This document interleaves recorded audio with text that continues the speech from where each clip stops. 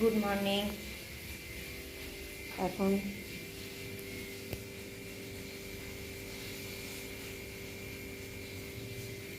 এখন 4:37 বেজেছে।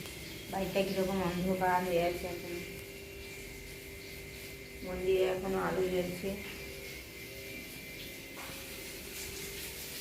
আমার বরমশাই ডিউটি যাবে, আর খাবার বানাচ্ছি।